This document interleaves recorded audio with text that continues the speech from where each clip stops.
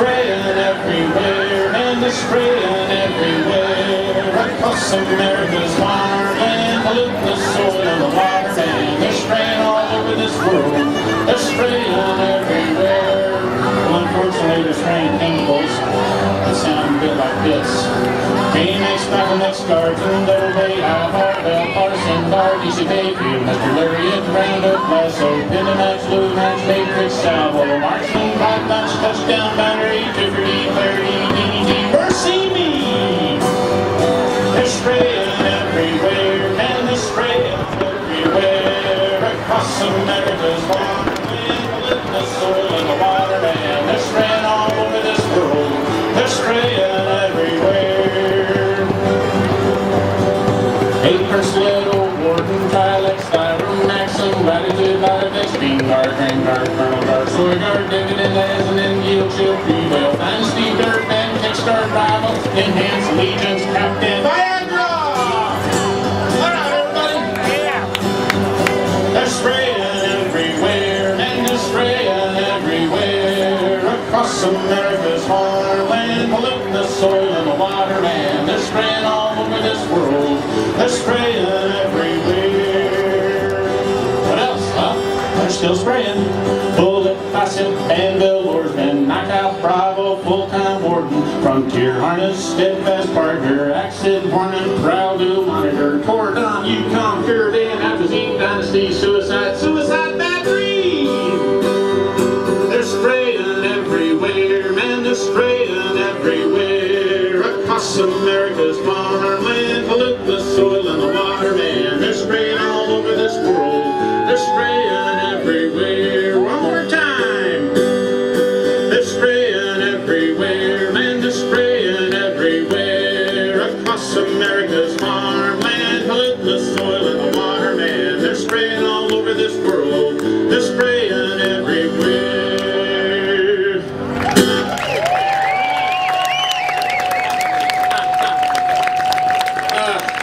Sad to say, there's 69 different farm chemicals in that song, and it was not hard to find them at all.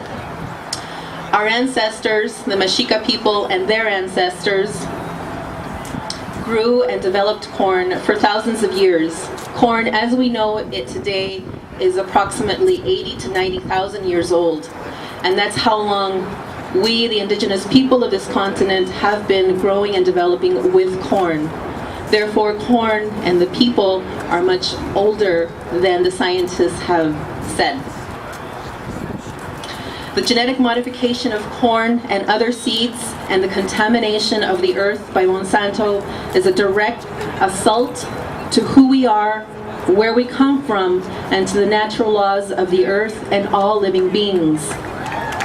In 2008, in a state of Mexico, a community created and successfully established a law to protect corn and other seeds from genetic modification. Soon after, another state in Mexico adopted the same law. The same law also calls for genetic modified free zones, GM free zones, to protect ancestral food sources and small farmers. Today, on May 25th, 2013, we have the collective power to declare the Twin Cities in the entire state of Minnesota a GM-free zone.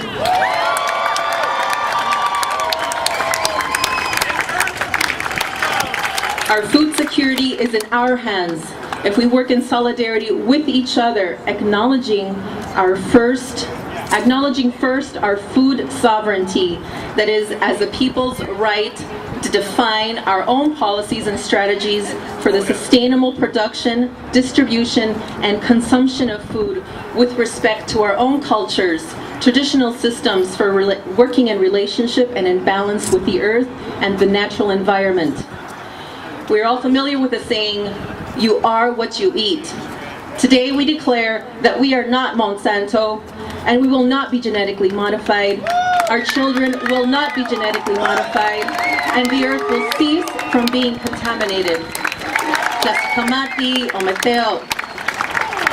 Food is sacred, And food in my culture is a way to connect with, one of the ways to connect to the spirit world. When we offer gifts to the spirit world, we offer food and asema as well. So that's one of our ways we communicate. So I just want to share time and space with you all, my relatives, and let you know that our spirit world is here with us. In the prophecies, it says that we choose two roads, and our family here, we're choosing the road to wellness and to healing. So thank you for choosing the path to healing. Mitakiase, we are all related, from every being from the beginning of time to the end of time. We're all related. Miigwech.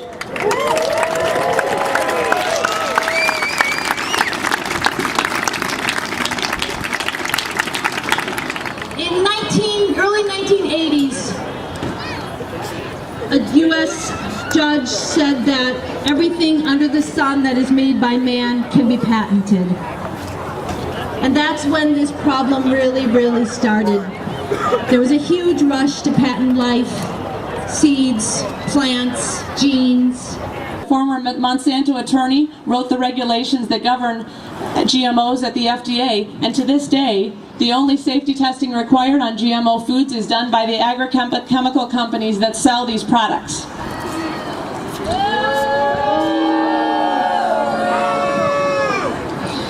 So they become, as you know, widespread in the U.S. food system. Corn, soy, canola, sugar beets, cottonseed. If you're buying it at a grocery store, it's most likely GMO. And this is despite the fact that animal studies link it to infertility, organ damage, cancers, allergies. The University of Minnesota's own Food Policy Research Center found that about half the studies show some risk. And as a parent, I want to say, if I'm taking a risk, if I'm putting my children at risk, the least that I deserve is to know. The least I deserve is to have that information on the label so I can make the decision.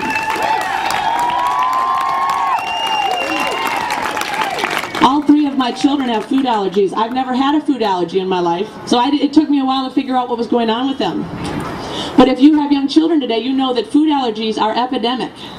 You can't take cupcakes to a picnic anymore because the kids can't eat them. I went with my 5-year-old son to a birthday party. They served a nut-free, wheat-free, dairy-free cake. Our children's bodies are rejecting normal foods.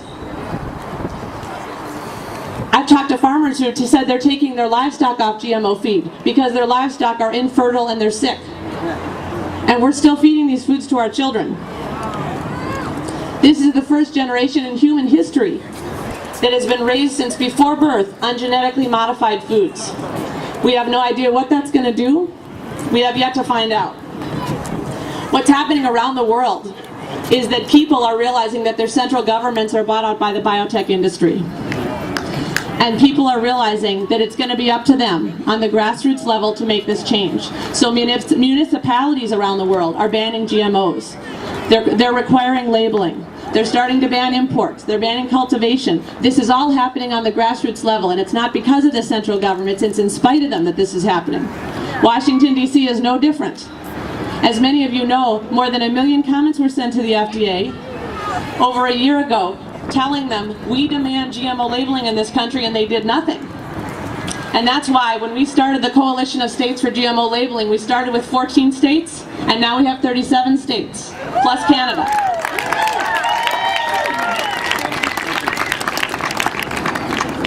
There are people in the U.S. who've been talking about labeling, working on this issue, worried about GMOs for more than 20 years. And they have said they have never seen a grassroots movement like they have seen in the last 2 years.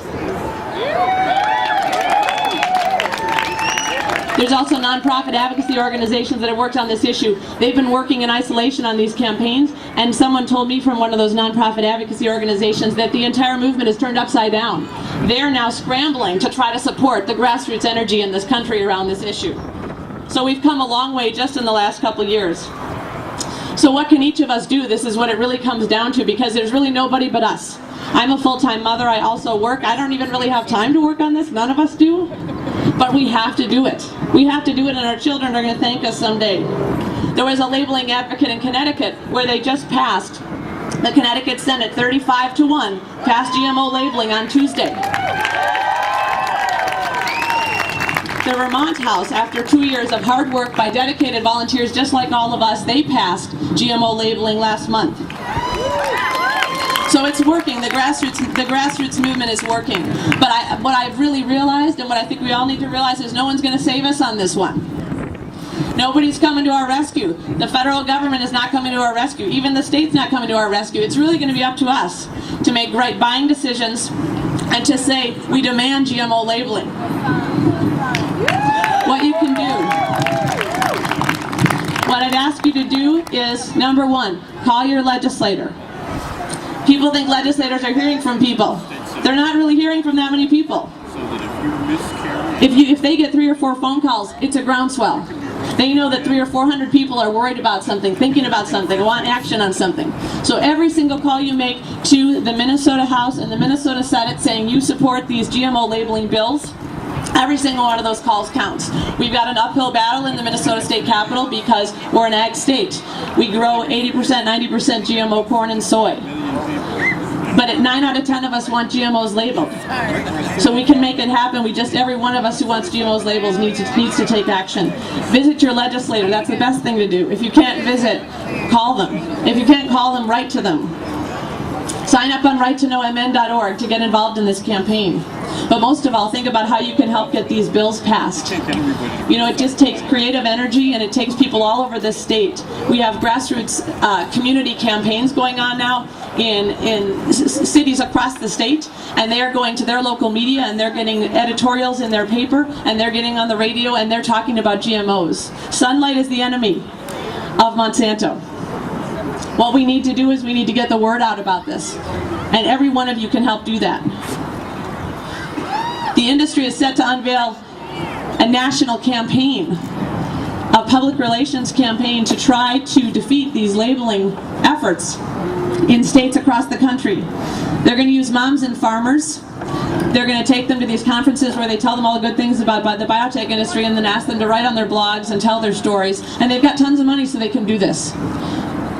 But we've got more people, you know, and we've got the truth on our side. So there's just no doubt that we can win. The tide is already turning, really. I know you know the saying that first they ignore you, then they laugh at you, then they fight you, then you win. The good news is we're in phase 3, okay? They're already fighting us. Somebody asked me about a year and a half ago, have you had any opposition yet? And I said, no, not really. And they said, why not? And I said, because we haven't posed a credible threat. Now we are posing a credible threat in states across the nation. And they're paying attention, and they're waking up, and they're realizing they got to do something about this. They're in damage control. The messages that they've been using are not working anymore. They've been talking about reducing pesticides. It increases pesticides. They're talking about how it's good for farmers. Farmers keep telling us they want to get out of this rat race. So they're off their game. And we have an opportunity, we have a window of time and a moment that we can seize right now to make GMO labeling happen. So we're in phase 3. The 4th phase is winning. We're planning on doing that next year. Next legislative session, we're going to have built a powerful statewide campaign, and we're going to let our legislators know that we demand GMO labeling in this state. If the federal government's not going to do it, we're going to take it in our hands and we're going to do it for them. Thank you.